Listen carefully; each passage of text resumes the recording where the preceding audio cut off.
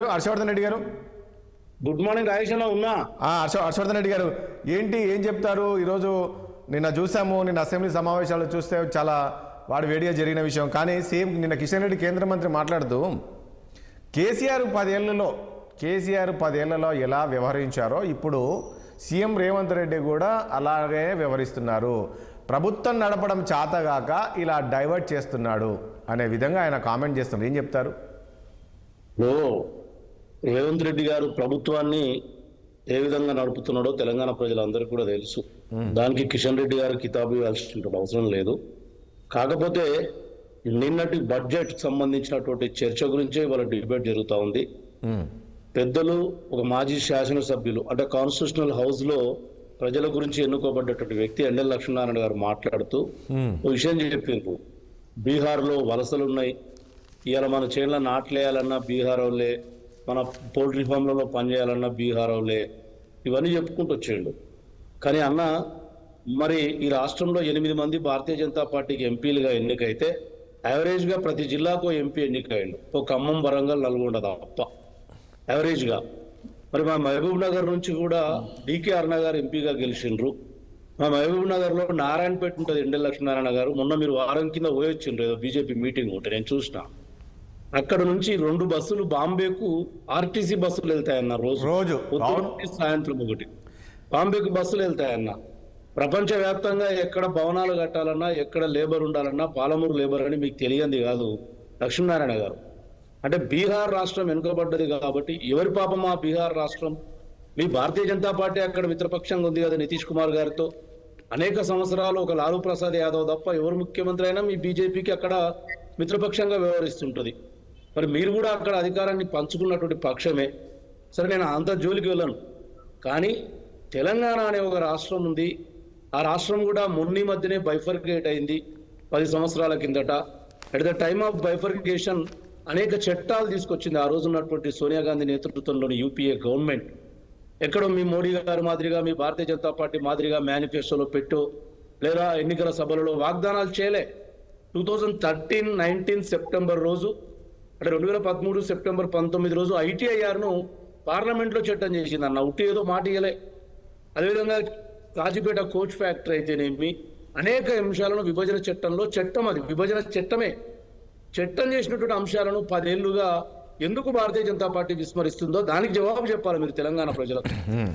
At the same time మేము అడుగుతున్నది ఏంటంటే ఫెడరల్ వ్యవస్థ. హర్షవర్ధన్ గారు, ఇప్పటి వరకు ఈ 10 ఏళ్ళలో చూస్తే 10 లక్షల కోట్లు తెలంగాణకు ఇచ్చాము మేము. వీళ్ళు గతంలో ఉన్న ప్రభుత్వం కొన్నిటిని అక్కడికి డైవర్ట్ చేశారని చెప్పేసి చెప్తూ ఉన్నారు. లెక్కలతో సహా నేను చెప్పాననేది కిషన్ రెడ్డి నిన్న చెప్పారు. పవర్ పాయింట్ ప్రజెంటేషన్ ఇచ్చాను, తెలంగాణకు మేము ఎన్ని లక్షల కోట్లు ఇచ్చాము, ఏ రకంగా ఆదుకున్నాం, దీన్ని ఏ రకంగా డైవర్ట్ చేసింది గత ప్రభుత్వం అనే దానిపైన. రాయేష్ అన్న, 2 ఇయర్స్ కిందనో 1.5 ఇయర్ కిందనో కిషన్ రెడ్డి గారు పవర్ పాయింట్ ప్రజెంటేషన్ చేసిండు. దాని మీద విమర్శలు వచ్చినాయి. భారతీయ జనతా పార్టీ వాళ్ళు సమర్థించుకున్నారు, ఇతర పక్షాల వారు విమర్శించుండొచ్చు. నేను అది కారణం లేదు. 10 లక్షల కోట్లు అదనంగా ఒక ప్యాకేజ్ ద్వారా ఇచ్చిండ్రా? రాష్ట్రానికి రావాల్సినటువంటి పన్నుల వాటా లేదా నీతి ఆయోగ్ ద్వారా కేటాయింపబడ్డటువంటి నిధులు ఇచ్చిండొచ్చు. దామాషా పద్ధతి ఉంటుంది కదా, దానికి మేమేం అనలేదు. కానీ నిన్నటి బడ్జెట్ లో మీరు చూడండి, ఏదైతే మోడీ గారికి కుర్చీ కిందికి నీళ్లు తెస్తారో అనే అనుమానం ఉన్నటువంటి పెద్ద పెద్ద రాజకీయ నాయకులకు, జాతీయ స్థాయి నేతలకు నిధులు ఇచ్చిండ్రు. మీరు ఆంధ్రప్రదేశ్ తీసుకోండి, అమరావతి కొత్త రాష్ట్రం కోసం నాకు బాగా గుర్తు, 2014లో 1500 కోట్లు వాళ్ళు అడిగిండ్రు. ఎవరు? చంద్రబాబు నాయుడు గారు. 1500 కోట్లు కాదు కదా, 15 కోట్లు ఇవ్వనందుకే 2018 వరకు వాళ్ళ మధ్యన స్నేహం బెడ్సి కొట్టి విడిపోయిండ్రు. ఇవాళ అటువంటి అమరావతికి 15,000 కోట్లు మోడీ గారు కేటాయించిండ్రు. 10 ఏళ్లలో ఓ 10 రెట్టింపు చేసి కేటాయించిండ్రు. అదేవిధంగా పోలవరం ప్రాజెక్టు నేషనల్ స్టేటస్ మరి 10 ఏళ్లలో పట్టించుకోలేదు. ఈరోజు చంద్రబాబు నాయుడు గారికి ఫుల్ నువ్వు జరగవాయం మేము కట్టిస్తామన్న లెక్కన దాని మొత్తం బాధ్యత కేంద్రం నెత్తికేసుకుంది. మరి నేను అడుగుతాను, ఇవాళ తెలంగాణకే నేషనల్ స్టేటస్ లేని ప్రాజెక్టు ఎక్కడైనా రాష్ట్రంలో ఉందంటే అది తెలంగాణలో మాత్రమే. మన పైన ఉన్నటువంటి కర్ణాటకలో కూడా అప్పర్ భద్రకు కూడా మొన్న ఇచ్చారు. ఆల్రెడీ ఒక ప్రాజెక్ట్ ఉండగా అప్పర్ భద్రకు కూడా ఇదే బండి సంజయ్ గారు పాదయాత్ర చేస్తుంటారు. 22 ఏప్రిల్ 2022 రోజు గద్వాలనే ఆయన పాదయాత్ర చేస్తున్నారు జోగులాంబ దగ్గర. అక్కడ స్టేటస్ ఇచ్చి 6,000 కోట్లు కేటాయించిండ్రు. మరి పాలమూరు రంగారెడ్డికి ఎందుకు ఇవ్వలేదు? పోనీ వీళ్ళు ఏం చెప్తారంటే డిపిఆర్ అని అన్నారు. మొన్న డికే అరుణ గారి మేనిఫెస్టోలో చూడండి, డికే అరుణ గారి కోసం వచ్చి నారాయణపేటలో మాట్లాడిన వీడియో క్లిప్పింగ్ వేయండి మోడీ గారిది. 2014లో మోడీ గారి పక్షాన చనిపోయినటువంటి శ్రీమతి సుష్మా స్వరాజ్ గారు జాతీయ హోదా ఇస్తామని చెప్పిండ్రు. 2019 ఎంవిఎస్ కాలేజ్ గ్రౌండ్ లో మోడీ గారు చెప్పిండ్రు నేషనల్ హోదా ఇస్తాం పాలమూరు అని. మొన్న అరుణమ్మ గారి మీటింగ్ లో నారాయణపేటలో చెప్పిండు. మరి పాలమూరు ఊసి ఎందుకు ఎత్తలేదు? అట్లీస్ట్ 100 రూపాయలు కూడా ఎందుకు కేటాయించలేదు? కాబట్టి ఇవాళ ఏమీ రాలేదు. రైల్వే లైన్లు మేము అనేక సంవత్సరాలుగా వికారాబాద్ నుంచి కృష్ణాకు ఒక రైల్వే 2014 కంటే ముందు యూపీఏ గవర్నమెంట్ 74 కోట్లు. ఒకటి హర్షవర్ధన్ గారు, ఓకే, ఏంటి ఇప్పుడు మీరు అంటున్నారు, నేను అసెంబ్లీలో కూడా అంటున్నారు, సవరించాలి బడ్జెట్ పైన ఖచ్చితంగా కేంద్రము, లేదు అంటే నిరసన తెలుపుతాము పార్లమెంట్లో అంటున్నారు, లేదంటే ముఖ్యమంత్రి కూడా దీక్ష చేస్తామంటారు. నిజంగా పరిస్థితి ఉంటుందా రాబోయే రోజుల్లో? తెలంగాణ కోసం ఆ స్థాయిగా ముందుకెళ్తారా? ఒక్క నిమిషం చెప్పండి. డెఫినెట్లీ ముందుకెళ్తాము ఖచ్చితంగా. ఇప్పటికే జిల్లాలలో నిన్ననే అన్ని పత్రికా సమావేశాలు పెట్టి ఖండించడం. భారతీయ జనతా పార్టీ యొక్క దురాగత, తెలంగాణ పట్ల మోడీ గారికి ఉన్నటువంటి వివక్ష, ఇవన్నీ కూడా ఎండగడతా ఉన్నాం. నేను ఒక్కటే ఎగ్జాంపుల్ చెప్తా రాజేష్ అన్న, మీరు కూడా ఇంటలెక్చువల్ కాబట్టి ఒక్క నిమిషం నాకు టైం ఇవ్వండి. ఇవాళ సైనిక్ స్కూల్స్ అన్న నేషనల్ డిఫెన్స్ అకాడమీకి వెళ్ళి దేశంలో అనేక రాష్ట్రాల్లో అనేకం ఉన్నాయి.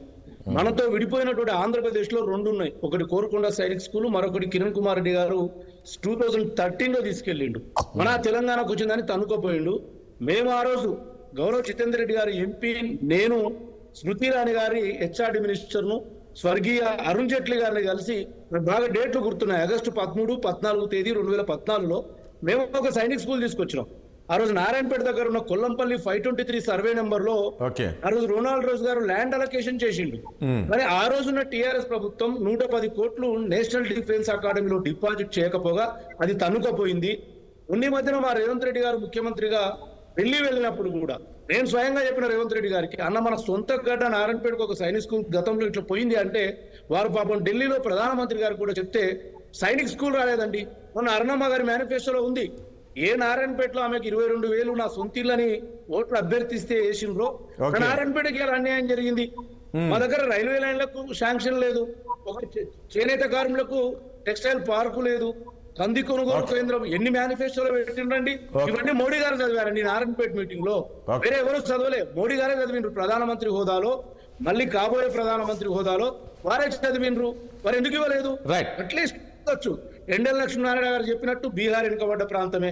మరి దాంట్లో పాపం ఎవరిది? భారతీయ జనతా పార్టీ పాపం లేదా? అనేక సంవత్సరాలుగా మిత్రపక్షంగా అక్కడ కొనసాగుతుంది కదా. నితీష్ కుమార్ గారిని భుజానేసుకొని తిరుగుతుంది కదా ఢిల్లీలో. కాబట్టి తెలంగాణకు జరిగినటువంటి అన్యాయం ఇవాళ యావరేజ్ గా ప్రతి జిల్లాకు ఎంపీని ఇచ్చింది భారతీయ జనతా పార్టీకి. ప్రజలు సమాధానం చెప్పాలి కదా. చెప్పిస్తా.